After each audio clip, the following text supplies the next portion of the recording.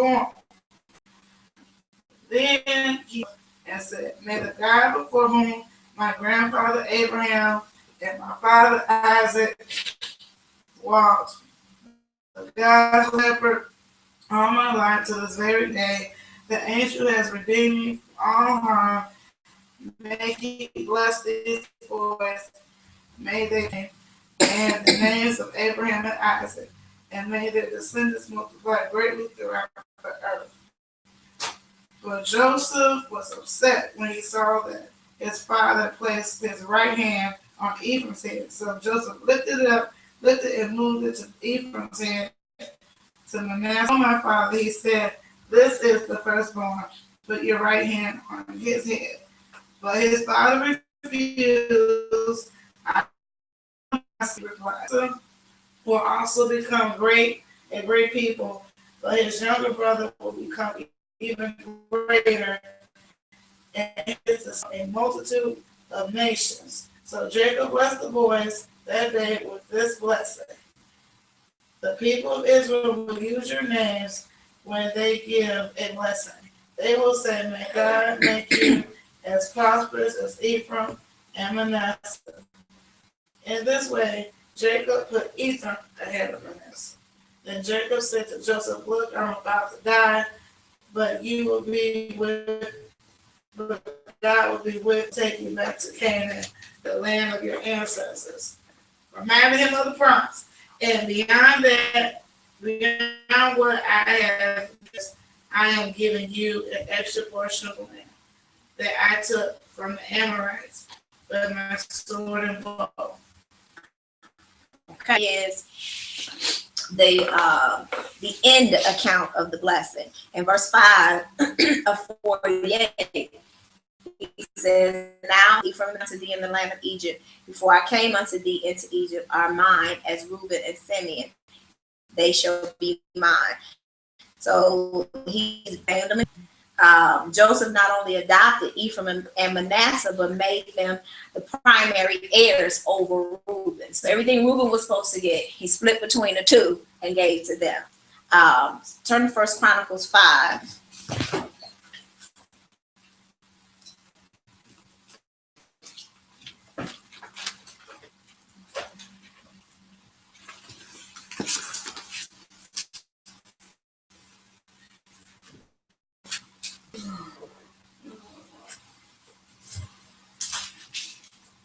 Okay.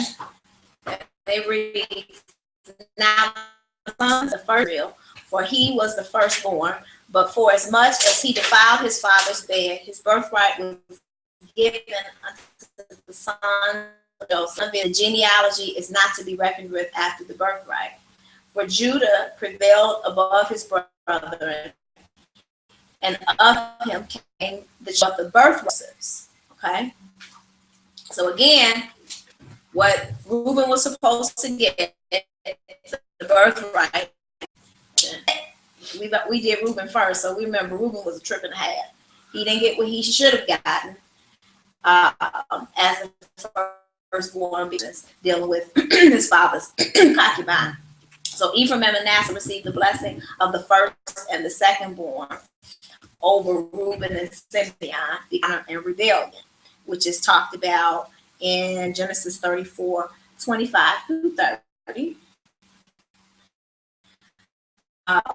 His sons.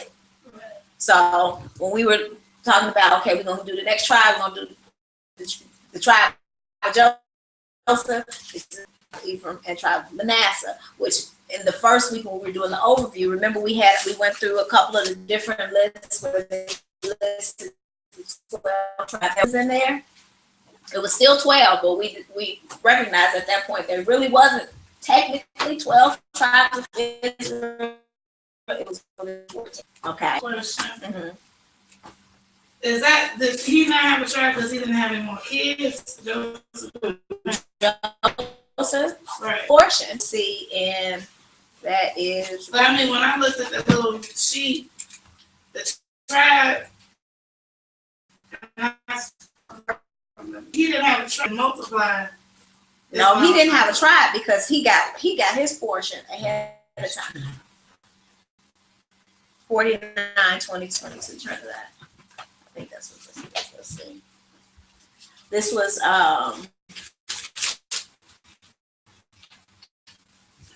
part of Jacob's blessing. It says, Joseph is a fruitful bough, even a fruitful bough by a well. Let me change this. Hold on. Joseph is a descendant from a fruitful vine planted near springs of water. His branches climb over walls, attack him, pursuing him viciously. Nevertheless, his bow remained steady, and his arms kept in shape by the strength of Jacob's mighty one, the shepherd, Israel's rock, which is the name of God. By your father's God, who helps you, by the Almighty, who keeps on blessing you with blessings from the breast and the womb. Your father's blessing will prove to be stronger, and blessings from the eternities from the hills. May they come to rest upon Jacob's head. May they be set upon the brow of the one who was separated from his. So that was his blessing there. A fruitful vine beside a spring, its branches climb over the wall, and the archers attack him. So Jacob got the longest blessing, which was 61 Hebrew words, the most references out of blessings, perhaps because Joseph, of all the brothers, possessed the most intimate relationship with God.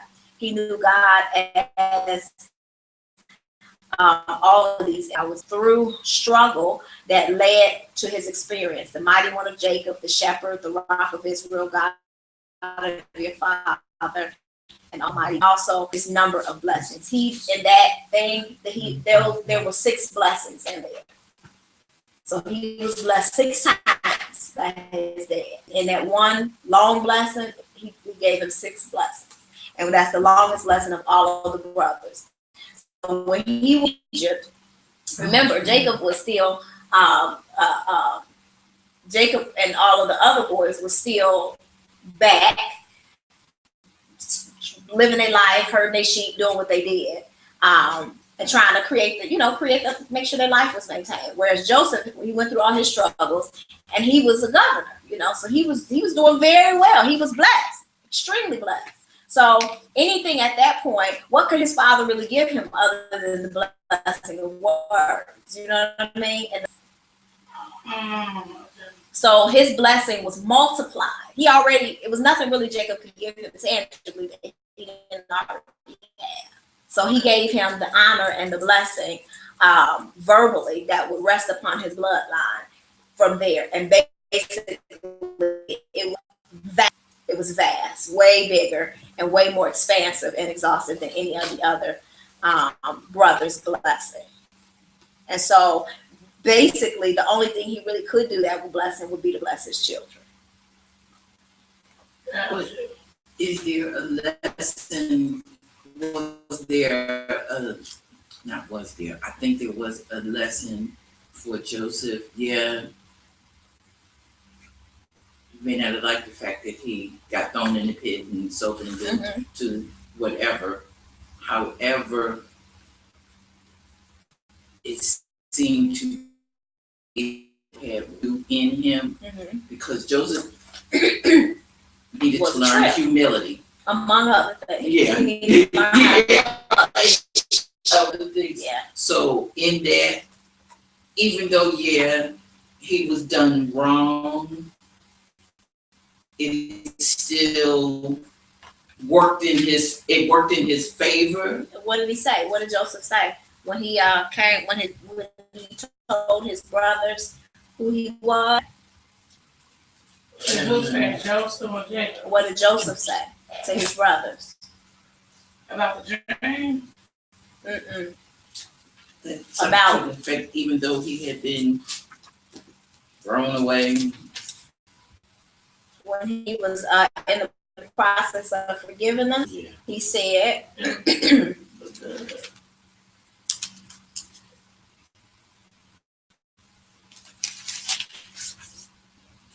let you 45. Genesis 45. Joseph, Many people. What verse?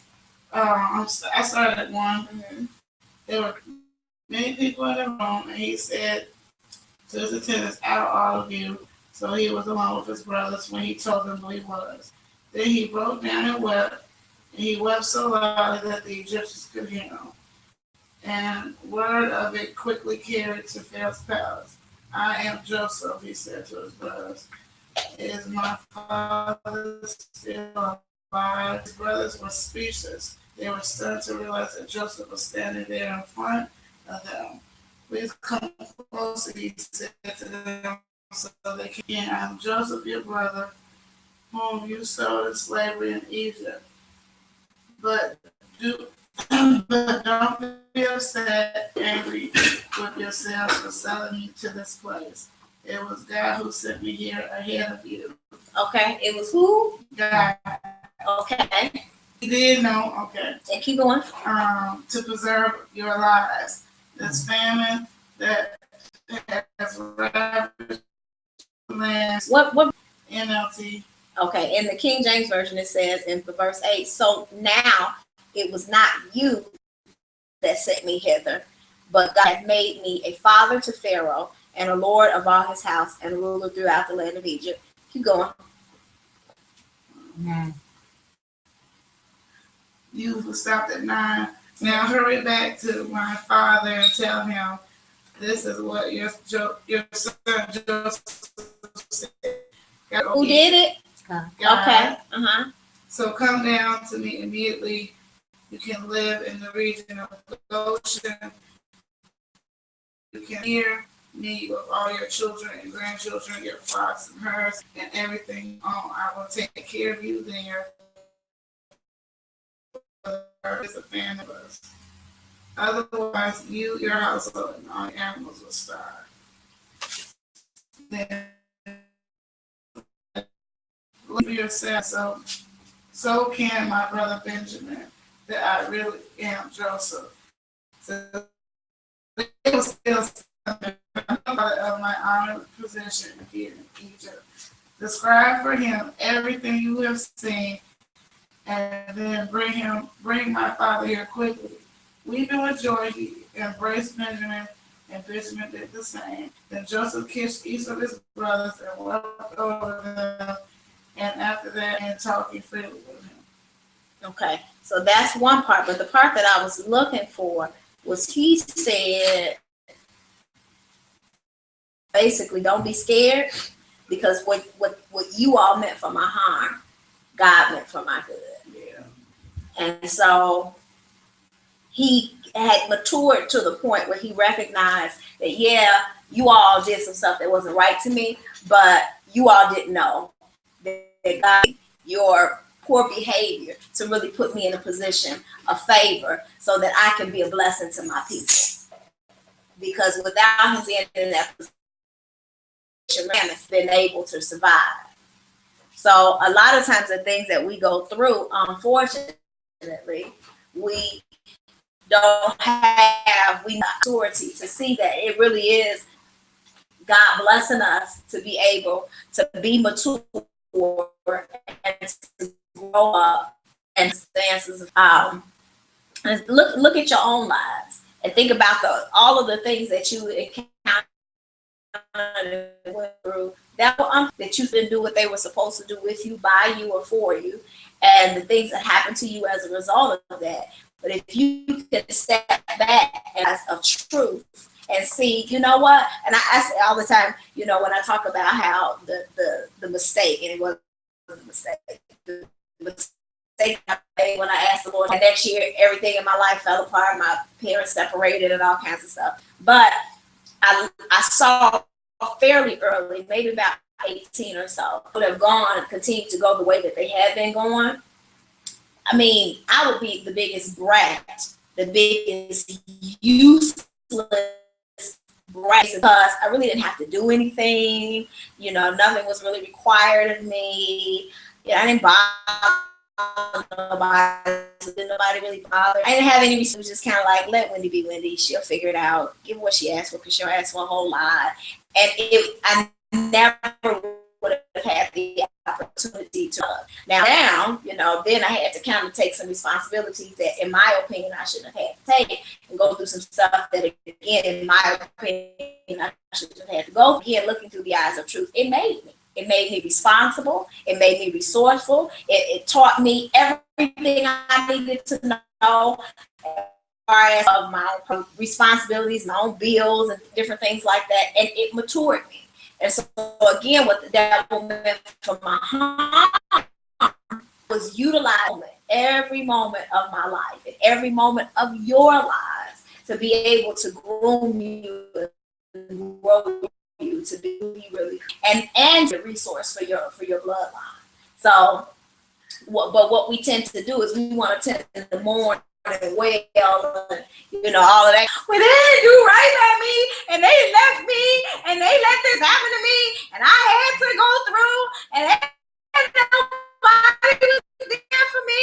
And know you, because again, even like David said, it was good that I was afflicted. It was good that this happened to me, because from it I learned the precepts and the laws of God. I was able to develop a relationship with God that I would have never had need for. And I talk about it all the time.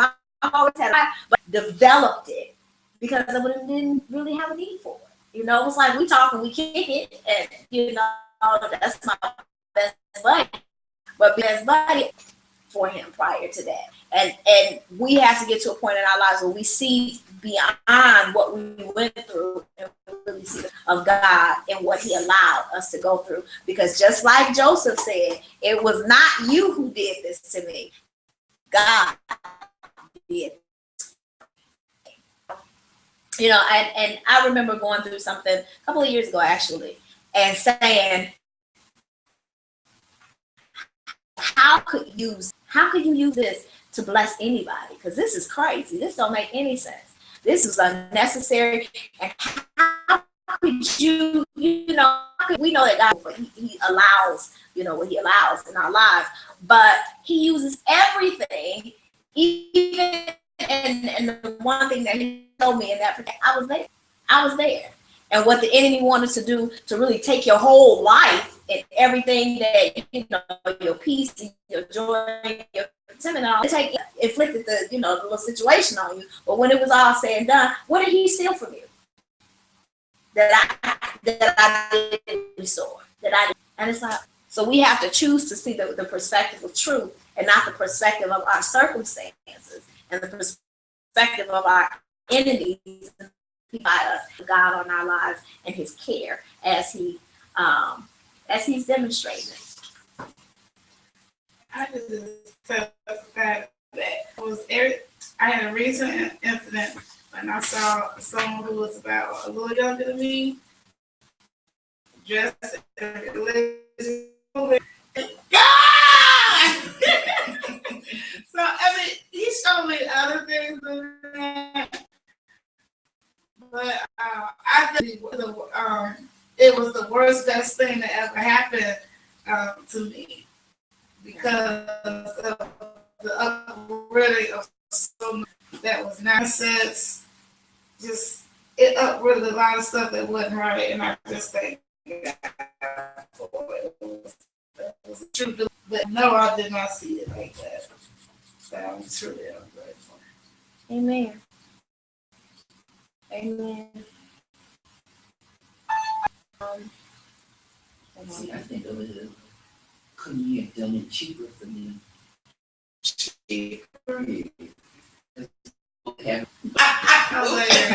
Moving up, I moved all the way here. Not that I didn't want to do it at the time, but I didn't understand why I wanted to, because everybody was like, it's just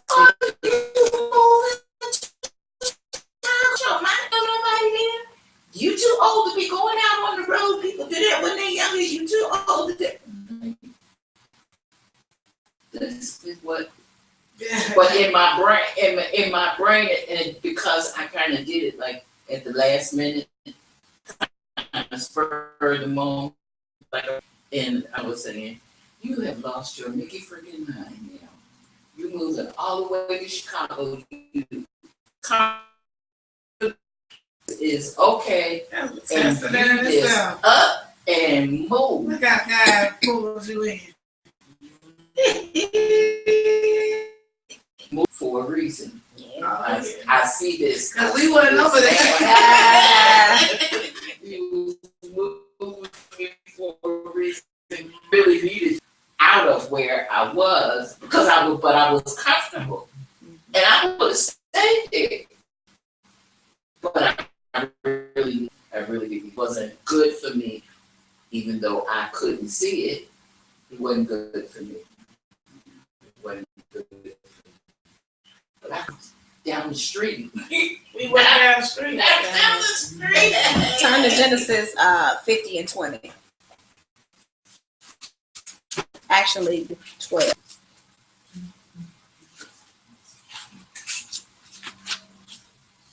So at this point, Joseph is mourning his father, and then he starts mourning Canaan. And then in verse 12, he's getting ready to bury his dad.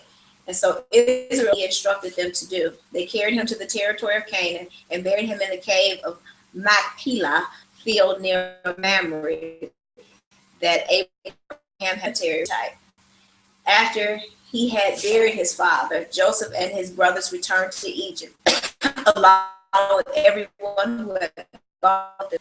Later, faced the reality of their father's death, they asked themselves, what happens if Joseph decides to hold a grudge against us? What if he does wrong things that we do? They sent this message to Joseph.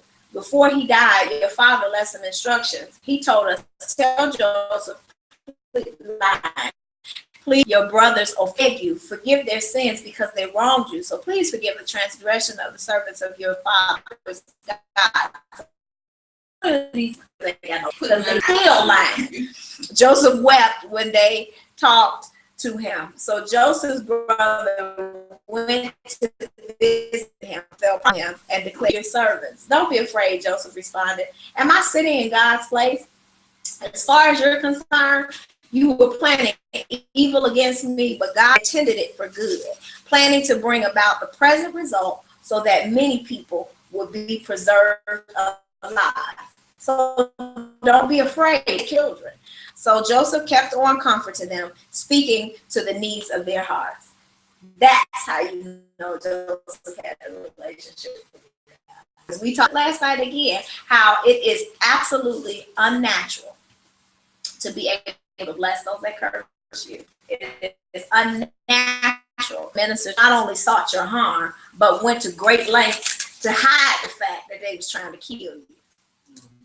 And he turned around, and even after he started ministering to them and comforting them, said, don't worry about that. I'm not God. I'm not trying to be, I'm not going to seek justice. I'm not going to do you no harm. I'm going to come to you in need. And then on top of that, I'm going to take care of you and your kids. That's supernatural. Wonder did he know they was still lying? They was still. That's why he wept, happened. I think. Because he saw that, you know. So, the long and the short of Joseph was Joseph's life was filled with a lot of uncertainty. Every time he turned around, he was going like, you know, he's on top. He was Rachel's firstborn son. So he started out being a favorite and went through life doing, you know, the beginning of life with dreams and visions. And he got him a nice little multicolored coat. He was named as his father's favorite. Then, you know, he's tricking off on his brothers, you know, trying to get rid of them and throwing them away. And beyond throwing them away, then he, you know, one put him in the ditch and say, I'm going to go back and get him. And then it didn't work out that he was able to get him because the Ishmaelites came and got him and a couple times. And, after, you know, up and down, up and down, and up and down. He ended up going from there to, you know, to Potiphar's house and to the prison and, you know, getting forgotten again. You know, so Joseph could have had a real big issue with rejection because he had got rejected on a couple different levels. He kept getting forgotten. When he was, they forgot about him initially. You know, they ended up throwing him away. He got back to him, it was like, oh, well, oh, that. People must have got him. Oh, well, I love the cloth up and say, your son got gat. I'm sorry. Moving on. They didn't even pursue his brothers up. They didn't, because if there was a sense of love, he would have went and be like, okay, what happened to my brother? Let me find out. He was just like, oh well, let's cover this up and keep it moving. He went on back to living their lives. So that was guilt. rejection 1 and rejection 2. And so, like a lot of us, God separated Joseph from his brothers early, and he, among the many, was different. So, with the exception of Joanne, everybody in here has a sibling, right? Sibling? Yes. Were you, did you ever have seasons of your life where you felt like you were separated from your sibling? Mm-hmm. Like, I'm so different, I don't know with them and do what they're doing and be where they at. That's divine. Mm-hmm. That's divine. God was divine. And could have taken that, and some of us may have taken that as an act of rejection. Like, man, they don't want me around, or they, I don't fit in with them. But instead, it was really doing some things early to separate us and calling us out of whatever they may have gotten caught up in, and whatever their life struggles ended up being that consumed and that's out of. And we were actually in a place, a holding pattern.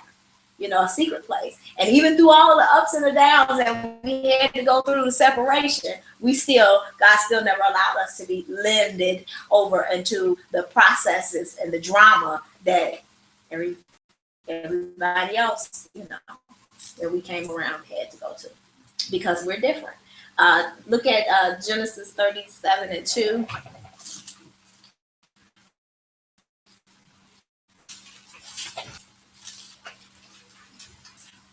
This is a record of Jacob's descendants. When Joseph was 17 years old, he was a young man at the time, as were the children of Bilhah and Zilpah, his father's wives. But Joseph would come back and tell his fathers that his brother. So he was 17 years old. He was a young man, and he was still had levels of immaturity. Excuse me. Again, thinking about our pre-separation times, certain we were all tricking off. We were all trying to, I know I was a big, I'm telling. And it wasn't so much that I was just telling the tale because I wanted to tell, but it was, y'all doing something wrong. I ain't gonna be a part of that foolishness. I'm making sure I separate myself from whatever y'all got going on, because I'm staying in the place of right, because I always felt like I was a favorite anyway for a long time.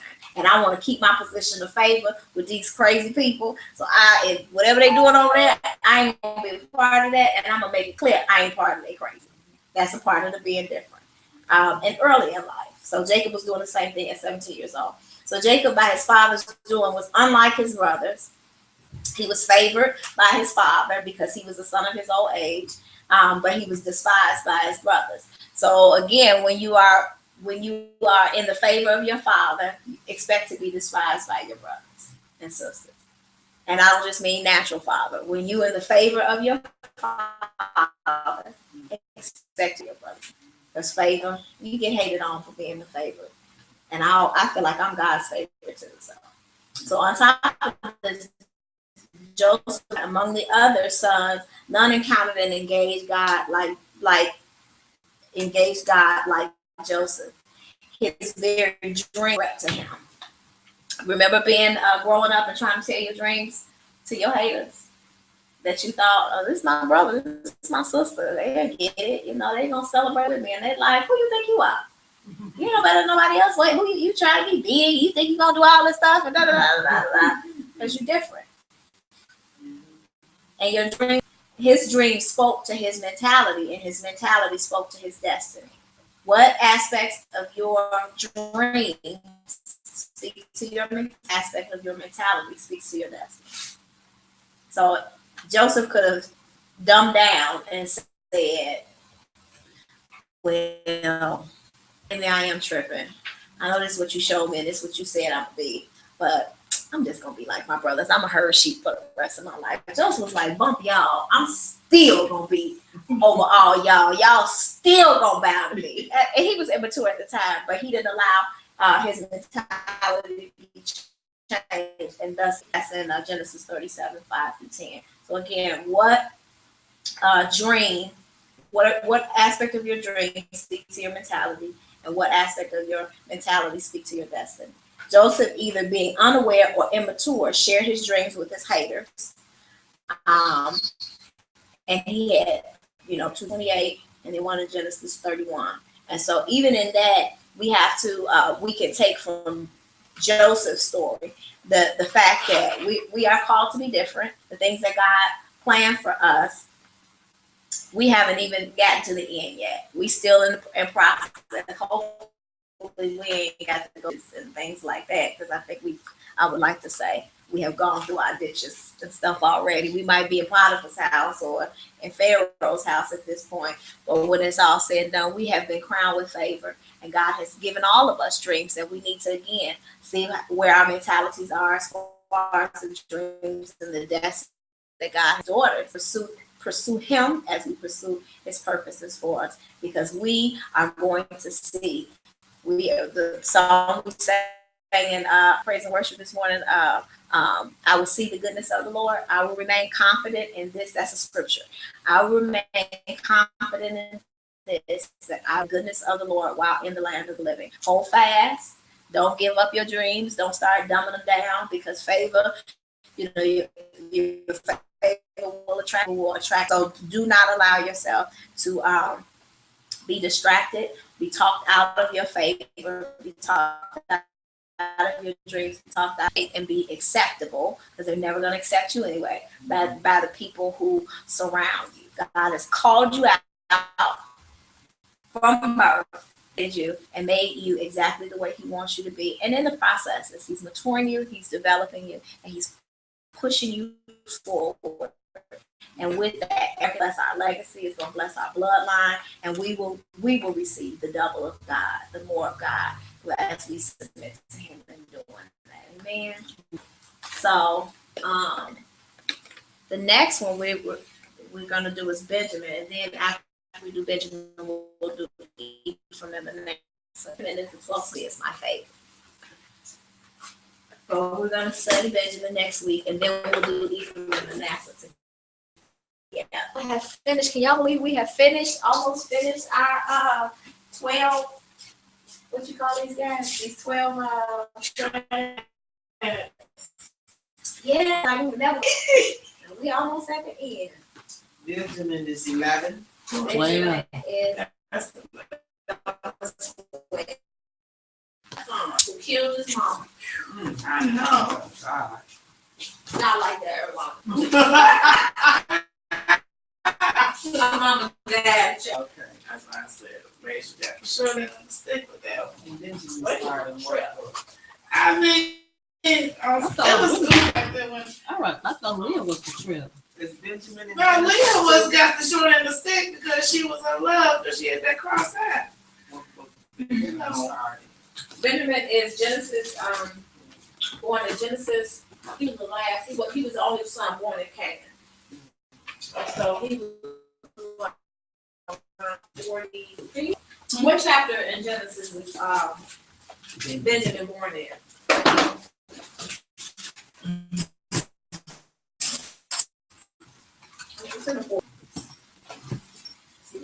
What chapter in Genesis is Benjamin doing what? Born in. Airplane. I have their hot food gets marked down every day after 7 p.m. It's food 7 to 8, but they mark their hot food down. So the $8 ribs are $2 after 7. Oh my God.